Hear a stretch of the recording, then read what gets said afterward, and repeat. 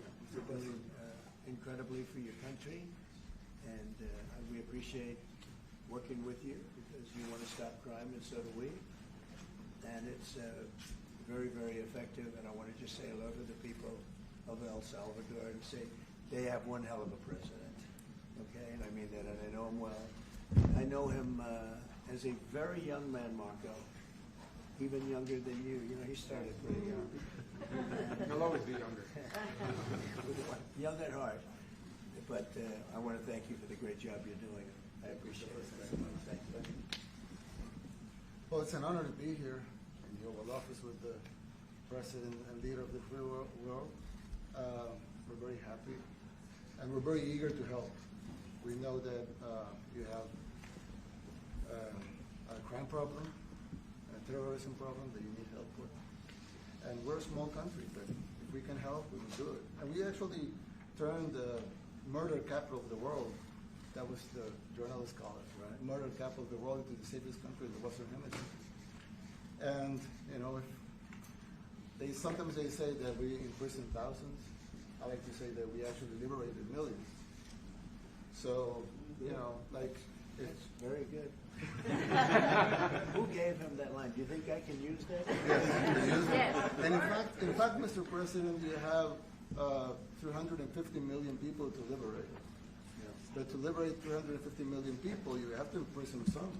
You know, that's the way it works, right? You cannot just, you know, free the criminals and think crime's going to go down magically. You have to imprison them so you can liberate 350 million Americans that are asking for the end of crime and the end of terrorism. And it can be done. I mean, you're doing it already.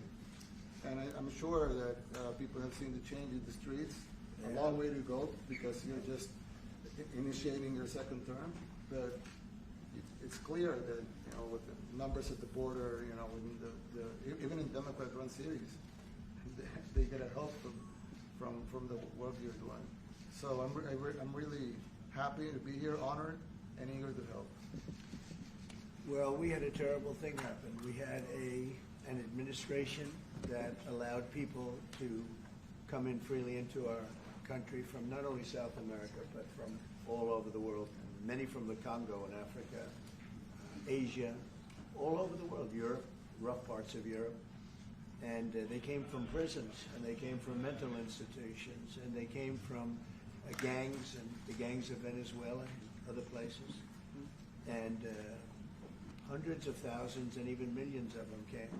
21 million people altogether, but many of the people that came, just a tremendous percentage of them were criminals, in some cases violent criminals. We had 11,088 known murderers. Half of them murdered more than one person.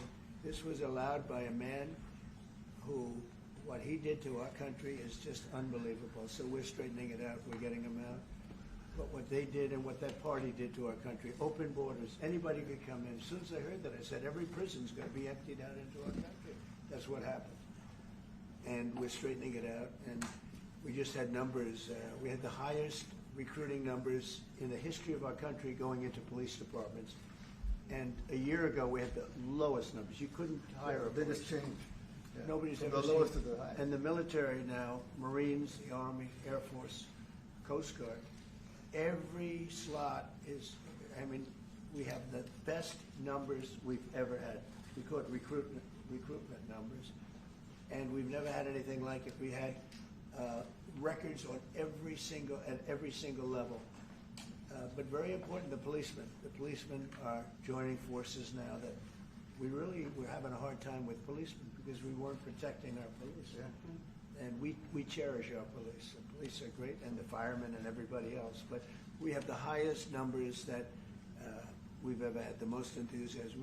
Great enthusiasm on trade and other things. We're doing great. We're taking in billions and billions of dollars. We made, 2 weeks ago, I gave them a little bit of a pause because, you know, you have to show a little flexibility. But we go back to what we have to do. The markets have been very strong once they got used to it. But we were losing $2 billion a day. There's no company big like this. This is the biggest deal ever made. Now we're making $3 billion a day. we're a great country, but we had stupid people running this country, and I can say it. But what they've done to us at the border should never and can never be forgotten. It's a sin, what they did, and you are helping us out, and we appreciate it. Actually, what you're doing with the border is remarkable. It has dropped, what, 95%? It's incredible. That, as of this morning, 99%, 99.1% to be exact. Why are those numbers not in the media? Well, they get out with the fake news, you know, like CNN. CNN over here doesn't want to put them out because they don't like putting out good numbers. They only like putting out because I think they hate our country, actually. Yeah, that's a very. But it's a shame. You're right. Isn't that a great question? Why doesn't the media? Why don't they put out numbers? Yeah, 99%. I mean, it's crazy, right? We're doing It's great. a crazy turnaround. Christy, could you maybe say a couple of words about the border? How we're doing? You know, it's just been absolutely phenomenal what a great leader can do. Clear direction. Our laws matter. We should only have people in our country that love us, and the Border Patrol and our ICE officers and law enforcement officers have done fantastic work. So we're proud of them. Now we just need to get the criminals and murderers and rapists and dangerous gang members and terrorist organizations out of our country. So, Mr. President Bukele, we thank you very much for your partnership. It has been wonderful for us to be able to have somewhere to send the worst of the worst and someone to partner with. And we'd like to continue that partnership because it's been a powerful message of consequences. Mr. President, you wanted people to know that there was consequences if you break our laws and harm our people and endanger families. And this is a clear consequence for the worst of the worst that we have somewhere to put them. Thank you very much. Yeah, we even had this gang member from Venezuela, one of the ones you sent, and we interviewed him just to get some information, etc., from them. And he said, "Oh, well, I got arrested 6 times, but they released me the 6 times, so I should be released again." And then he said, "Well, what's the last thing you do?" And he said, "Well, I shot a cop in the leg, but I didn't kill him. I just shot him in the leg." And we're like, this guy was arrested 6 times here in the United States, 6 times. He was released 6 times, and in the he was released 5 times, and the last time he was sent to El Salvador, right?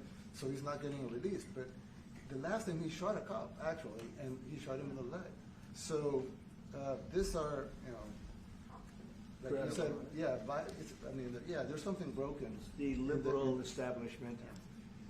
But they're not running things anymore in this country, and we're run by, and I don't say conservative, I don't say anything, we're run by people with great common sense. Yeah, common sense. Because it's all common sense. Yeah. It's not liberal conservative, it's common sense. Exactly.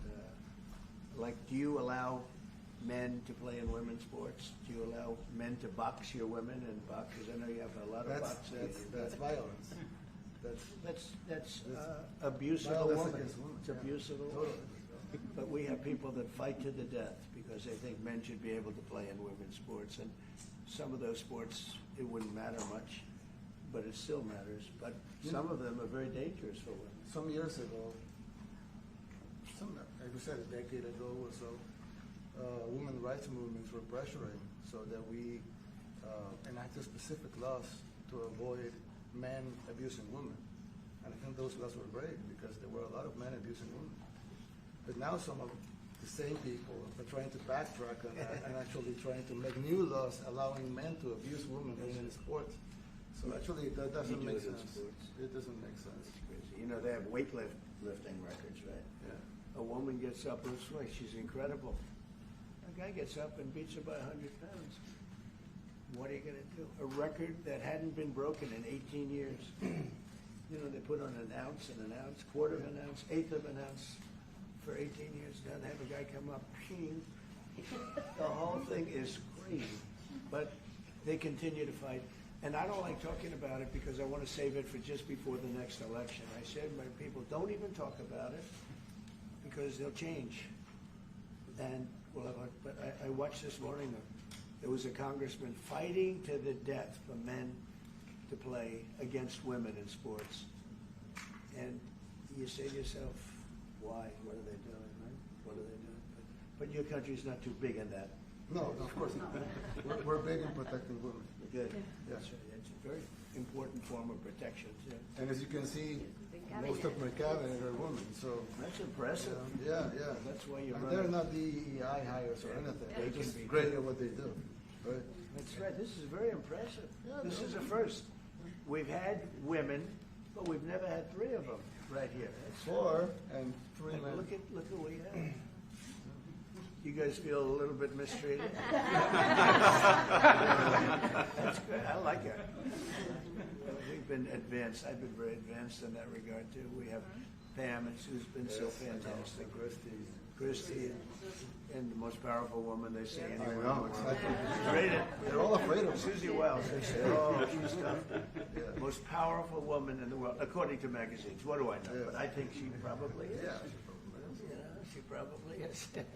Congratulations. And you know, Stephen, who's done such a great job. We have great people. Very famous too. But we love working with him. He really lets them have it, right? Yeah, exactly. There's no games. No. Very good. He knows. Do you have any questions, please? President Trump? No, let's not start Mr. with President. CNN because they're just so Mr. President. wrong. Yeah, please. Yeah, thank you, Mr. President. You repeatedly mentioned last night that Russia's attack on Ukraine was a mistake. What is the exact mistake? And have you given Putin a deadline to actually move toward a ceasefire? The mistake was letting the war happen. If Biden were competent, and if Zelensky were competent, and I don't know that he is. We had a rough session with this guy over here. He just kept asking for more and more. That war should have never been allowed to happen. That war, I went 4 years and Putin wouldn't even bring it up. And as soon as the election was rigged and I wasn't here, that war started. There was no way that war should have been allowed to happen. And Biden should have stopped it. And you take a look at Putin. I'm not saying anybody's an angel. But I will tell you, I went 4 years and it wasn't even a question. He would never, and I told him, don't do it. You're not going to do it. And it was the apple of his eye, but there was no way that he would have done it. All you had to do is lower oil prices. If you lowered oil prices, Biden kept the prices so high because he made it impossible to get it. If you lowered oil prices, you would have never had the war. But you wouldn't have had it with me anyway. That war would have never happened. And I think it's a great abuse. So now what do? You get a country where 25% of its land is gone, and the best locations, where millions of people are killed. You know, you haven't reported accurately the death. And this was Biden's war, and I'm trying to stop it. And I think we're going to do a good job. I hope we're going to do it. They lose 2,500 young people a week, think on average. Now they're Russians and they're Ukrainians, but it's 2,000. We don't care. It's like whatever it is. They're not from your country. They're not from mine. But I want to stop it. 2,500. It's a killing field. It's like the Civil War. You take a look. I look at the satellite pictures. This should not be happening in our time. Of course, our time can be pretty violent, as we know. But that's a war that should have never been allowed to start. And Biden could have stopped it, and Zelensky could have stopped it, and Putin should have never started it. Everybody's to blame. Have you spoken to President Zelensky, sir, about his offer to purchase more Patriot missile batteries? Oh, I don't know. He's always looking to purchase missiles. You know, he's against. Listen, when you start a war, you got to know that you can win the war, right? You don't start a war against somebody that's 20 times your size, and then hope that people give you some missiles. If we didn't give them what we gave, remember, I gave them javelins. That's how they won their first big battle with the tanks that got stuck in the mud, and they took them out with javelins. They have an expression that Obama at the time, Obama gave them sheets and Trump gave them javelins. But it's something that should have never happened. It's a really shame. The towns are destroyed. Towns and cities are, largely destroyed. They have the spires, the beautiful spires that go up. They say they were the most beautiful in the world in Ukraine for whatever reason, but the most beautiful in the world, they're mostly laying on their side, shattered and broken. And most importantly, you have millions of people dead. Millions of people dead because of 3 people.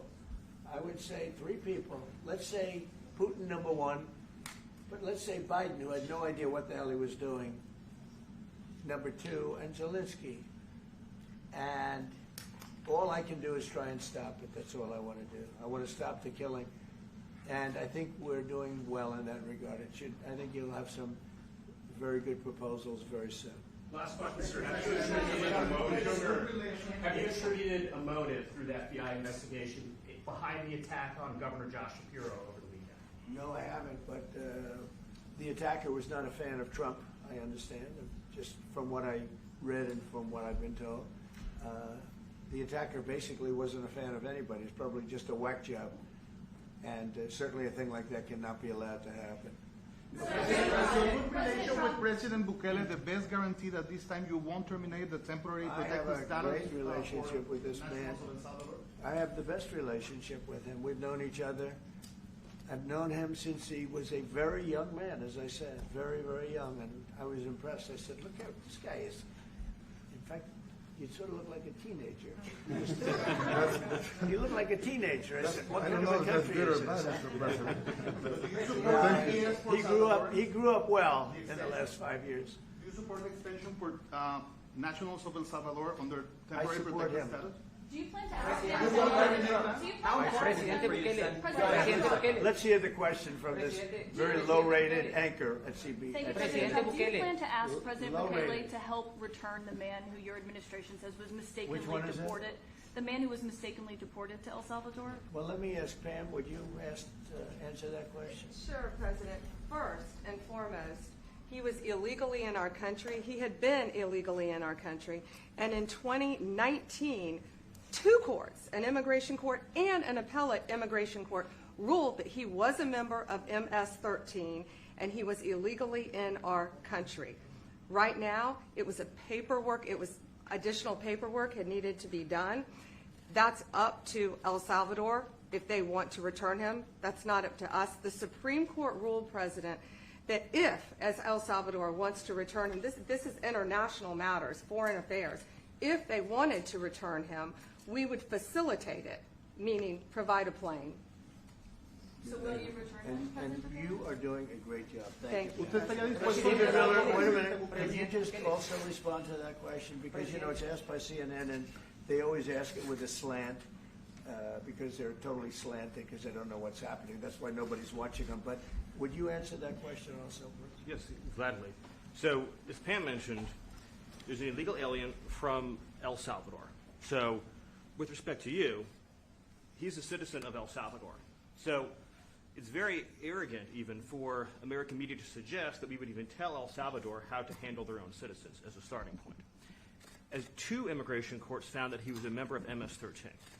When President Trump declared MS-13 to be a foreign terrorist organization, that meant that he was no longer eligible under federal law, which I'm sure you know, you're very familiar with the INA, that he was no longer eligible for any form of immigration relief in the United States. So he had a deportation order that was valid, which meant that under our law, he's not even allowed to be present in the United States and had to be returned because of the foreign terrorist designation.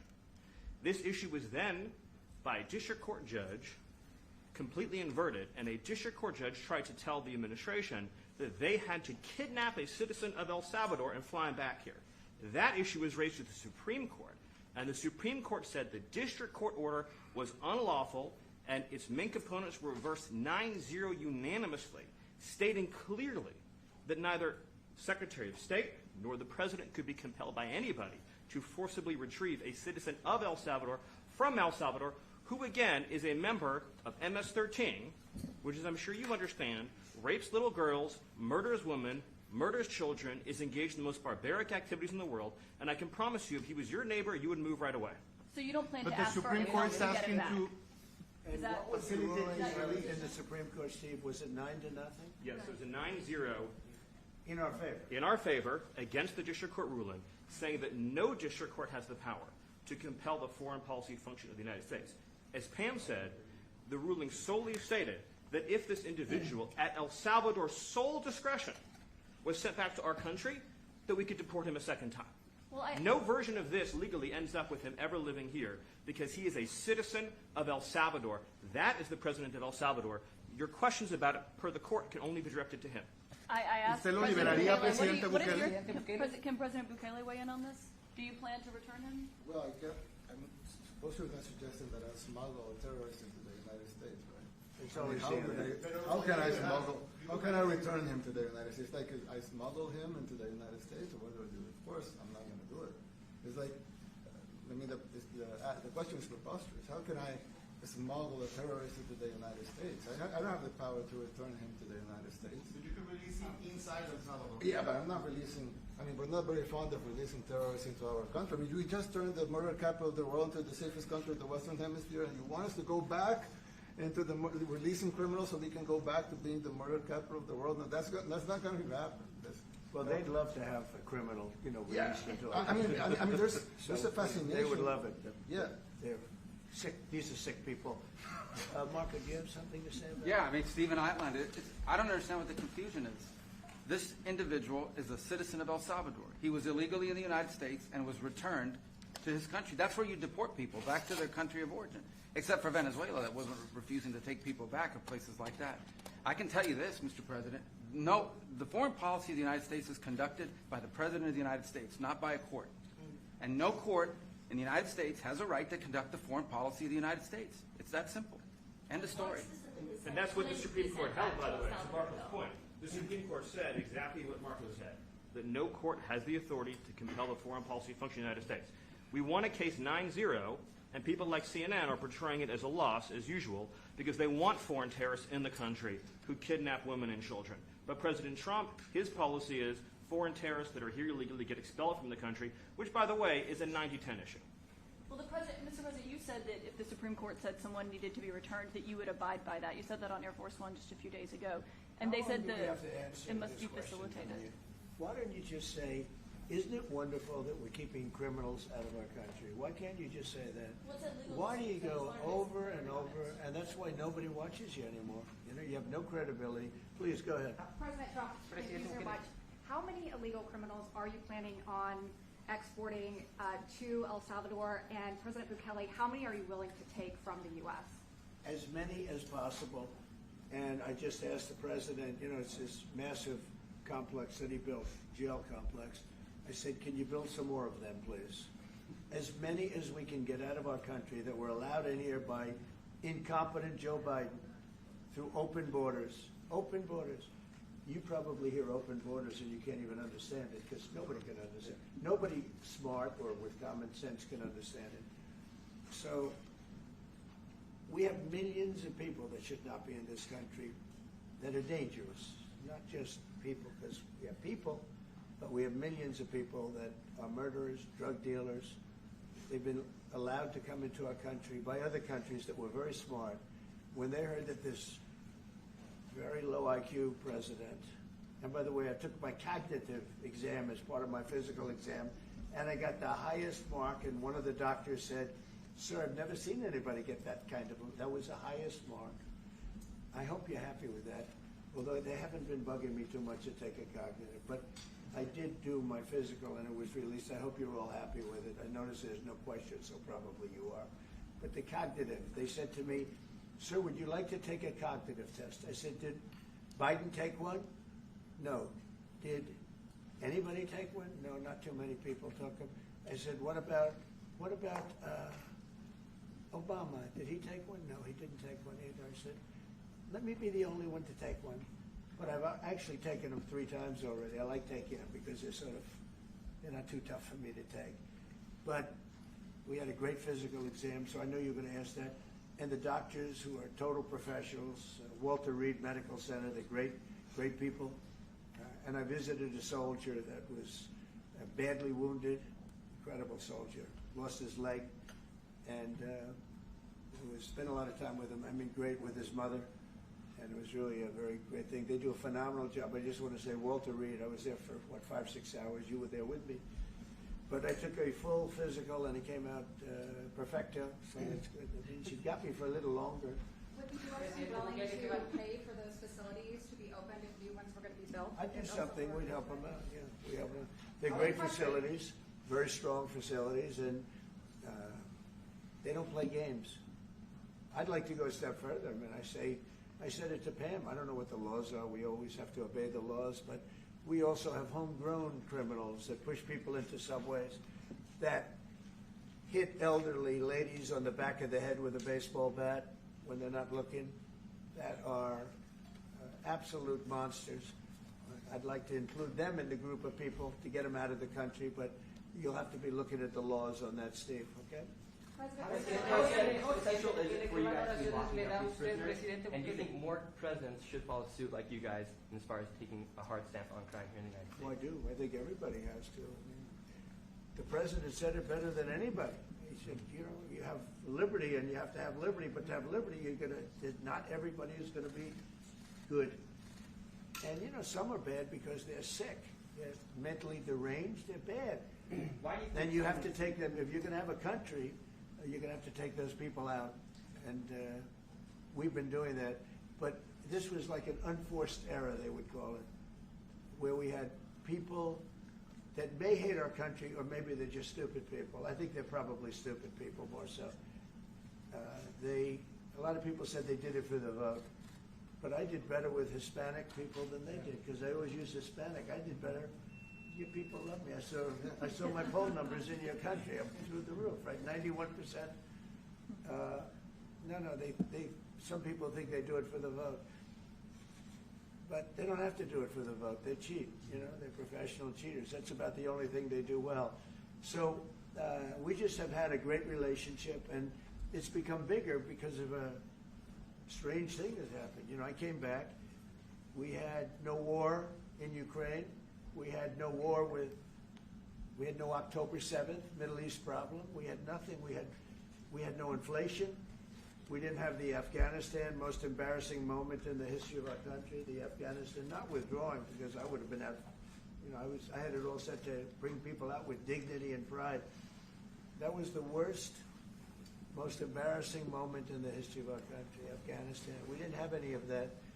You wouldn't have had the war with Russia, Ukraine. You wouldn't have had the Middle East problem because Iran was broke. They had no money because we had secondary sanctions on and lots of other sanctions. And now every single thing, got a problem with Iran, but I'll solve that problem. That's almost an easy one. We got to solve a war that should have never started, Ukraine and Russia, and we'll get that solved. And we have to solve problems, and we already solved inflation. You know, if you look at the numbers are incredible, actually. Stock market's up, and we're not letting other countries take advantage of this country like they have for the last 40 years. So thank you very much. You have a question, please? Yes, Mr. President, thank you so much. You scored another major investment win this morning when NVIDIA pledged to build its AI supercomputer, the first time ever, right here in the United States. Thank you. That's a question I like. That's true. What is your reaction to this announcement, sir, and how will this positively benefit Americans across America? Well, it's one of the biggest announcements you'll ever hear, because NVIDIA, as you know, controls that almost the entire sector, which is one of the most important sectors in the world, between chips and semiconductors and everything else. And they're the biggest. And the other biggest we already have coming in is spending $300 billion, as you know. They announced 2 weeks ago. But NVIDIA is so highly respected. And this was an announcement that a lot of people, I knew it was going to happen, but not to the extent that it happened. It's big. And the reason they did it is because of the election on November 5th and because of a thing called tariffs. As I say, the most beautiful word in the dictionary. After love, God, relationship. The press actually hit me and said, tariff is the most beautiful word in the dictionary. What about family, love, God? I got hit even on that. You understand? I said, okay. So now I say it's my 5th most favorite word, because they get you on anything. But that NVIDIA, it's one of the great companies of the world, modern, super modern companies, controls segments that nobody, sort of controls the world in a sense, and they're coming in here in the biggest way with hundreds of billions of dollars. Not like millions of dollars, hundreds of billions of dollars, and I'm honored by it. And I want to thank Jensen and all of the people that we deal with. They're great people. They're brilliant people. And without tariffs, they wouldn't be doing it. Okay. Thank you very much. Yeah, Are please. you considering additional sanctions against Russia after their latest attack? And do you have an update on the rate and when you might announce Well, I semiconductor already have tariffs? sanctions on Russia. I put them there. If you remember, Nord Stream 2, that's the big pipeline that goes through Europe. I stopped it. That's Russia's pipeline, the largest pipeline, I think, in the world, goes to Germany. And I stopped it. And when Biden came in, he approved it. And then they say, oh, I'm friendly with Russia. No. Putin said, you know, if you're my friend, I'd hate to see you when you're my enemy. I stopped the biggest economic job they ever had. I stopped it cold, right? It was dead. You know that, right? And Biden came in and he immediately approved it. What was that all about? And it's a pipeline that takes care of a lot of the needs. Now, you know, it was a very controversial thing, but I stopped it, and Biden approved it. Question? On tariffs? No, not you. Not Presidente update today on potential semiconductor tariffs and potentially pharmaceuticals. What? Semiconductor tariffs and potentially pharmaceuticals. Pharmaceuticals we're going to do. We don't make our own drugs, our own pharmaceuticals. We don't make our own drugs anymore. The drug companies are in Ireland and they're in lots of other places, China. And all I have to do is impose a tariff. The more, the faster they move in. The higher the tariff, it's very simple. It's inversely proportional. The higher the tariff, the faster they come. And yeah, we're going to be doing that. That's going to be like we have on cars. We have, as you know, a 25% tariff on cars. We have a 25% tariff on steel and aluminum. And that's what that category fits right now. Do you have a percentage in mind and a timeline? I have a timeline, yeah, not too distant future. And we're doing it because we want to make our own drugs. We're doing it because we want to make our own steel and aluminum, lumber, other things. And they're all coming in. We have record numbers, $7 trillion. Since I announced, like a month and a half ago, since I came in, we have over $7 trillion being invested in the country. We didn't have $1 trillion. We didn't have $500 billion for some of these guys. They didn't know what the hell they were doing. So we have the largest investment that we've ever heard of, and we're only 2 months in. And that'll continue at levels that you've never seen before. It's going to happen. And even the stock market's up today. We also had, you know, a lot of people didn't say it the way it was. We had the largest gain in the stock market in history on every single category last week. That was a nice game because we were getting a little hit because people didn't understand the power of our our country economically if you use it right. Do you have something to say on that, JD? Yes, sir. I mean, look, for 40 years we have lost manufacturing capacity. Workers have seen their wages stagnate. And some of the most critical things that we need, from the pharmaceuticals, the drugs that we give to our children, the antibiotics that we give to our kids, to the weapons that we actually need to fight a war, if God forbid we had to fight a war, we don't make enough of that stuff. And so President Trump ran explicitly on changing that. Yes, as the President mentioned, it caused a little bit of disruption in the market, but I actually think over the long term, workers are going to benefit, stocks are going to go up, American businesses are going to benefit as we reinvest and reindustrialize our country. And the auto workers and the Teamsters and all of the unions, you know, not traditionally Republican, but I'm winning those unions by, we're up 40, 50 points on the Democrats. They're losing everything. They're losing everything because they just have policies that are not believable. They fight for policies that are 5% popular, and nobody knows who the 5% are. I mean, nobody can find the 5%. But if you go back to Ohio, and by the way, we have the great championship team from Ohio coming in today, right? Very big day. And that's going to be a little bit later. And that'll be, if you want to stick around, I'll introduce you to some nice people. You'll see some very large people, right? You'll see some people that even you have not seen people like this. These are big, these are 6'7", 380 pounds with no fat. Okay, that's pretty good, right? But the team, the national championship team, is being honored today at the White House, so that'll be exciting. If you're around, you want to stay around, I'll have you up there.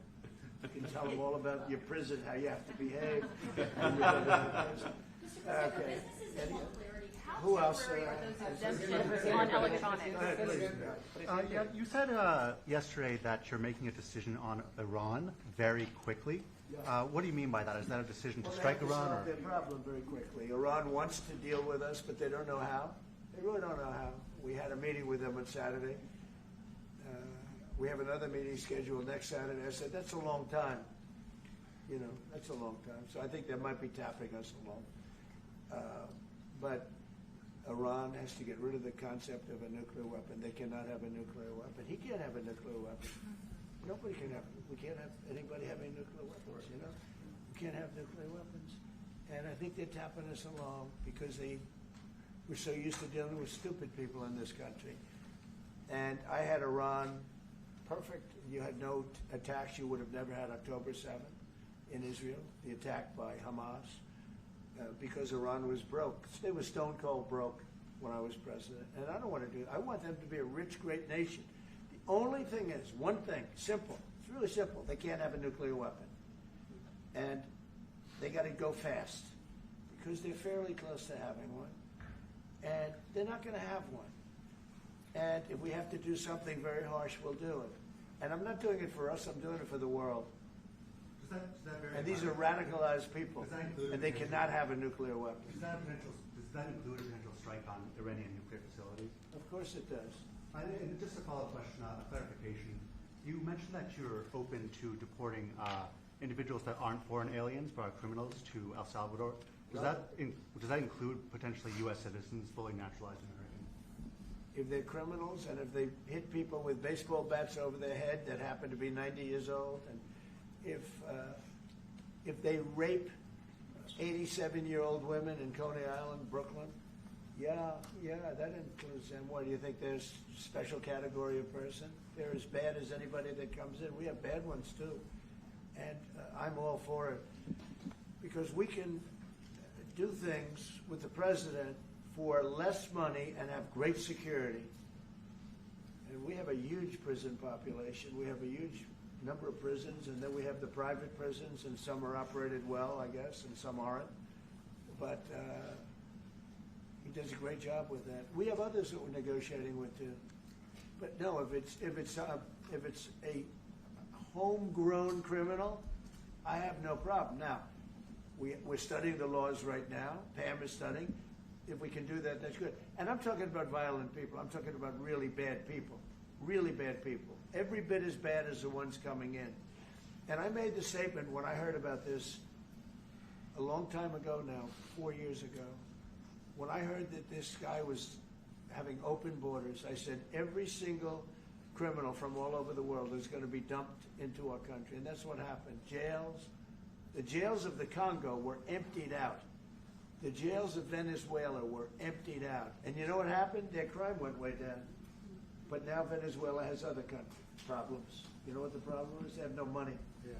Because I shut off their oil, and we put secondary tariffs because they're not doing what's right over there. They know what to do. We spoke to them. I spoke to them. They know what to do. But they have no money. Venezuela has no money. But Iran had no money. And Iran behaved so beautifully. And then Biden took all those secondary tariffs on. I told China, you can't buy oil. If you buy oil from Iran, China, I told it to President Xi, then we no longer want you to do business with the United States of America. And those ships disappeared from that harbor so quickly. China. Get along great with China. Are the talks with Iran productive? Do you want to continue that? The talks with Iran, do you believe those are productive? Do you want to continue that? I think Iran could be a great country as long as it doesn't have nuclear weapons. If they have nuclear weapons, they'll never get a chance to be a great country. They will never get a chance. It won't even come close. Sir, Yeah. Yeah, thank you. Yesterday you mentioned short-lived product exemptions. Which specific products are you considering, and how long is short-lived? Weeks, months? I'm looking at something to help some of the car companies where they're switching to parts that were made in Canada, Mexico, and other places, and they need a little bit of time because they're going to make them here, but they need a little bit of time. So I'm talking about things like that. What about any Apple products, other cell phones? Look, I'm a very flexible person. I don't change my mind, but I'm flexible. And you have to be. You just can't have a wall and you'll only go. No, sometimes you have to go around it, under it, or above it. There'll be maybe things coming up. I speak to Tim Cook. I helped Tim Cook recently, and that whole business. I don't want to hurt anybody, but the end result is we're going to get to the position of greatness for our country. We're the greatest economic power in the world if we're smart. If we're not smart, we're going to hurt our country very badly. We lost with China over the Biden years trillions of dollars on trade. Trillions of dollars. And he let them fleece us. And we can't do that anymore. And you know what? I don't blame China at all. I don't blame President Xi. I like him. He likes me. I mean, you know, who knows? Who the hell cares? Do you have any updates on talks? But you know with what? China? What? Do you have any updates for the talks with China? You know, let me just tell you this. I don't blame China. I don't blame Vietnam. I see their meeting today. Is that wonderful? That's a lovely meeting. They're meeting, like trying to figure out how do we screw the United States of America. Don't forget, the European Union was formed to do just that. The European Union was formed to hurt the United States and on trade. And they get us on NATO because they don't pay their bills. But now, since I got involved, they have been paying their bills. I took in over $600 billion for NATO. Nobody took in anything. I mean, they were all delinquent. They had 8 nations out of 28 paid their bills. The rest of them were way delinquent. And I said, if you don't pay your bills, we're not going to protect you anymore. And the money poured in over 600. The Secretary General last week made that statement. He said, I've never seen anything like it. We couldn't get anybody to pay because the United States was footing the bill for NATO. Well, we got hurt there, and we got hurt on trade, likewise, European Union. And they've got to come to the table, and they're trying to. They're trying to. But the European Union has taken terrible advantage. They don't take our food products. They don't take our cars. We have millions of their cars, BMW, Volkswagen, Mercedes-Benz, many others. They come in by the millions. They don't take. There are no Chevrolets in Munich, I can tell you that. I said to Angela Merkel when she was there, as she was letting millions of people infiltrate Germany, which was not so good from, we would call them illegal immigrants, but she made them legal. But I said to her, and I get along with her very well, I said, how many Chevrolets do we have in Munich or Frankfurt? Why, none, Donald, none. I said, you're right.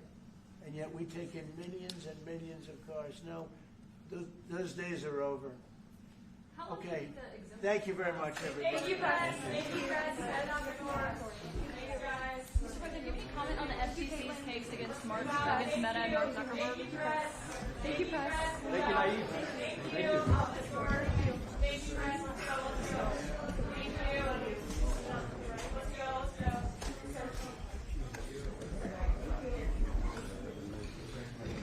Thanks, guys.